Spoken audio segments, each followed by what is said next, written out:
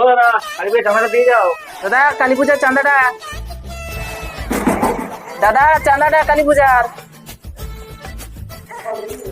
দাদা বৌদি, কালী পূজার চাঁদা। আচ্ছা ঠাকুরপো চাঁদাটা দিয়ে দাও তো। বৌদি চাঁদাটা যে এখনো দিয়ে যায়নি। ছেলেটা কখন দিয়ে বলে শুনতেই পাইনি। ঠাকুরপো চাঁদাটা দিয়ে দাও না। লাগে পয়সা নেই 100 টাকা নিজেরই নেই পড়ে টাকা দেয়। আচ্ছা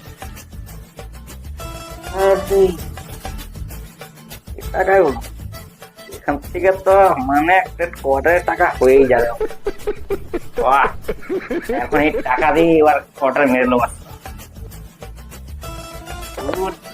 টাকা টাকা টাকা কটা দিতে বলেছে? 120 টাকা দাদা। 120 টাকা? এখন বলো তোর 20 টাকা দে।